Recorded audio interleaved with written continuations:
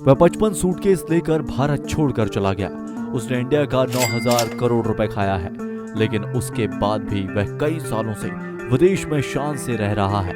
आज के हम अपने इस वीडियो में विजय माल्या के बारे में आपको बताएंगे, कैसे उसने बिजनेस को आगे बढ़ाया और कैसे वह 9,000 करोड़ का लोन लेकर इंडिया छोड़कर भाग गया। तो अब शुरू करते हैं हम लोग अपना यह एपिसोड।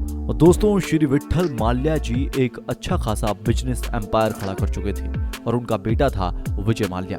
दोस्तों, अपनी शुरुआती जिंदगी में विजय माल्या एक सीधा साधा लड़का था। वह काफी रईस फैमिली को बिलोंग किया करता था, लेकिन उसके बाद भी उसे अपने पैसे की चकाचौंध से कोई ज्यादा मतलब नहीं था। आप उसकी सादगी का अनुमान इस बात से लगा सकते हैं कि वह कॉलेज भी साइकिल से जाया करता था। फालतू समय बर्बाद करना और उसे बेवजह पैसे उड़ाना उसकी आदतों में नहीं था, लेकिन ना जाने कैसे उसकी आदतों और फितरतों में परिवर्तन आ गया। जहां एक तरफ उसका ब्रेन बिजनेस की तरफ चलने लगा, वहीं दूसरी तरफ ब्रेन बुरी आदतों का शिकार होता चला गया और वह बुरी आदतों में सराबोर होता चला गया। अब वह उनका आदी हो चला था। अब उसके पिता इस दुनिया से चले गए तो पूरे बिजनेस एम्पायर की जिम्मेदारी विजय माल्या के कंधों पर आ गई। विजय माल्या ने बिजनेस को एक डिफरेंट डीलिंग स्टार्ट की। विजय माल्या का बिजनेस फलने फूलने लगा, उसकी मार्केट वैल्यू बढ़ने लगी। उसके फादर ने 1978 में किंगफिशर बियर का काम स्टार्ट किया था। उस समय काफी लॉस का सामना करना पड़ा और उन्होंने अपने इस किंगफिशर बियर को बंद कर दिया। विजय माल्या ने इस काम को दोबारा स्टार्ट किया। सभी लोग यह सोच रहे थे कि विजय माल्या को फिर से इस काम में घाटा ही होगा, लेकिन ऐसा नहीं हुआ।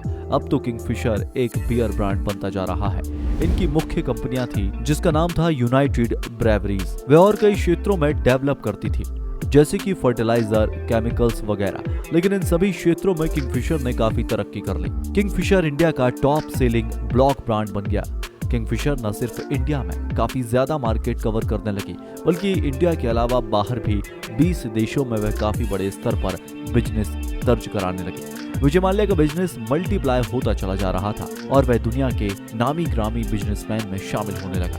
यह बात 2005 की है, जब विजय माल्या ने किंगफिशर एयरलाइंस की शुरुआत की। उस समय विजय माल्या एक बड़ा बिजनेस टाइकून बन चुका था। विजय माल्या एयरलाइन सेक्टर में अपने प्लेन्स लेकर आया तो पूरी इंडिया में उस समय का one of the most important businessman बनकर सामने आया।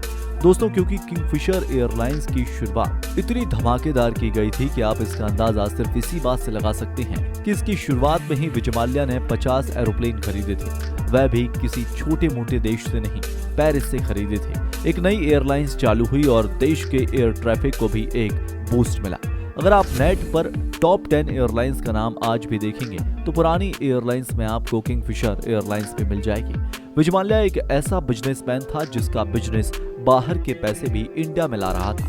सीधी सी बात यह है कि विजय माल्या हमारे देश को भी रिच बना रहा था। अगर ऐसे ही उसका बिजनेस चलता रहता तो निश्चित ही इंडिया की इकोनॉमिकल वैल्यू बढ़ती जाती और वह अपने आसपास के कई मुल्कों को पछाड़ने में ज्यादा समय नहीं लगाती। भारत की इकोनॉमिक कंडीशन को विजय माल्या के बिजनेस के कारण अच्छा खासा सपोर्ट मिल रहा था और किंगफिशर एयरलाइंस की काफी सक्सेसफुल हो रही थी। किंगफिशर एयरलाइंस और बाकी के बिजनेस भी उसे अच्छा खासा फायदा पहुंचा रहे थे। ऐसा कहा जाना गलत नहीं होगा कि विजय माल्या के पास काफी पैसा हो गया, इतना पैसा कि वह दुनिया के बड़े बड़े देशों में प्रॉपर्टी खरीदने लगा। उसने अमेरिका में घर खरीदा, उसने यूरोप में घर खरीदा, उसने स्पेन में घर खरीदा और ना जाने कितने बड़े बड़े मुल्कों में पॉश एरिया में उसके महंगे महंगे घर खरीदे। लेकिन अगर उसकी तमाम प्रॉपर्टीज को देखा जाए और कंपेयर किया जाए तो जो उसकी प्रॉपर्टी है यूनाइटेड किंगडम के लंदन में, उसका मुकाबला उसकी बाकी सारी प्रॉपर्टीज में से वह विजय माल्या के द्वारा बनाई गई most impressive and expensive properties हैं। लेकिन जैसा कि हम आपको बता चुके हैं कि विजय माल्या अब एक सीधा साधा कॉलेज बॉय नहीं रहा था। उसके पास काफी धन दौलत थी और उसके पास कई तरह के शौक भी थे, जिन्हें दुनिया में बुरे शौकों की गिनती में रखा जाता है। अब विजय माल्या के पास इतनी सारी प्रॉपर्टीज हैं कि वह अपने शौक को पूरा करने के लिए अलग अलग प्रॉपर्टीज में चला जाता है। लेकिन वह लंदन वाला जो घर है उसको अपना घर कहता है और वह वहां पर सिर्फ रहता है। लेकिन उसने अमेरिका के ट्रंप टावर जैसे एक्सपेंसिव प्रमाइसेस में भी प्रॉपर्टी बनाकर खरीदी है। इंडिया में भी उसकी कई अलग अलग जगह पर कम प्रॉपर्टी नहीं है, जिस प्रॉपर्टी पर भी उसे टाइम स्पेंड करना है वहां पहुंच जाता है। उसने अमेरिका के कैलिफोर्निया में भी एक रिसोर्ट खरीद रखा हुआ है। अब माल्या के पास पैसा ही इतना आ गया था कि वह प्रॉपर्टीज पर प्रॉपर्टीज बनाया जा रहा था और उसने दुनिया के कई देशों में प्रॉपर्टी खरीदी, जिसमें अफ्रीका, फ्रांस और स्कॉटलैंड जैसे बड़े देश शामिल हैं।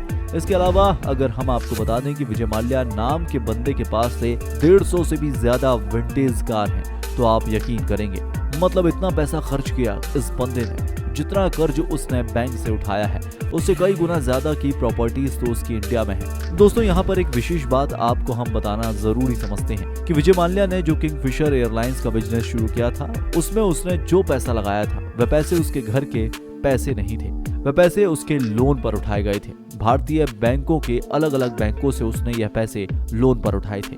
इसकी जो ब्याज की रकम थी वह भी अच्छी खासी थी। लेकिन एक दिन कुछ ऐसा हुआ कि अचानक इंडिया से गायब हो गया। वह ऐसे ही गायब नहीं हुआ, वह अपने साथ में और 55 सूटकेस लगेज पैक करके गया। बंदा जेट एयरवेज की एक फ्लाइट में जाता है जहां पर इसके साथ में कोई लेडी भी जाती है। यह तो आप भी जानते होंगे कि एरोप्लेन में बैठकर देश से बाहर जाना कोई मामूली बात नहीं है। अब लोग बोल रहे हैं कि भगोड़ा माल्या, भगोड़ा माल्या। अरे भगोड़ा भगोड़ा नहीं है भैया, वह तो बिल्कुल सोशल मीडिया पर एक्टिव रहता है, न्यूज में आता है, दूसरे देशों में वह क्या कर रहा है जानकारी दी जाती है, वह बाकायदा जश्न मनाता है दूसरे देशों में, और यहाँ वाले लोग सर पीट रहे हैं।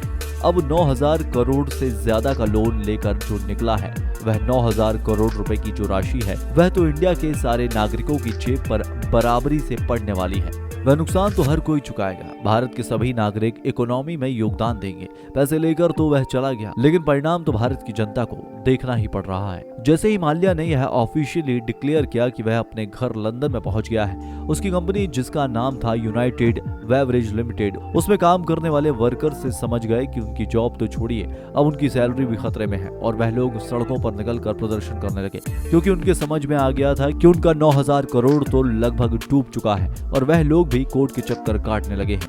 बैंक लोग अपने आप को मूर्ख महसूस करने लगे थे और उसकी कंपनी में काम करने वाले कर्मचारी शायद उसे गालियां बक रहे थे।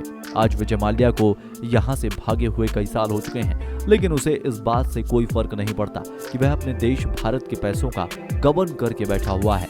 उसे इस बात से कोई सरोकार नहीं है। वह तो विदेश में रह रहा है और अपनी महंगी पार्टियां एंजॉय कर रहा है। उसकी पार्टियों में एक से बढ़कर एक मेहमान आते हैं और उसकी पार्टी में महंगी सी महंगी शराब और शैंपेन के गिलास चलते हैं। वह तो क्रिकेट मैच भी देखने जाता है और सारे पब्लिक इवेंट्स में भी दिखाई पड़ता है। कुछ लोग तो ऐसा कहते हैं कि विजय माल्या विदेश में बैठकर अपने देश का कर्जा खाकर अपनी लाइफ बिता रहा है और ऐसा करके वह देश की जनता का मजाक बना रहा है। आपको ऐसा नहीं लगता है दोस्तों कि वह देश की जनता का मजाक नहीं बना रहा, बल्कि भारत सरकार की खिल्ली उड़ा रहा है? आप इस विषय में क्या सोचते हैं? अपने जवाब हमें कमेंट सेक्शन में जरूर बताइएगा। अगले वीडियो में आपसे फिर मुलाकात होगी, तब तक के लिए जय हिंद, जय भारत, वंदे मातरम।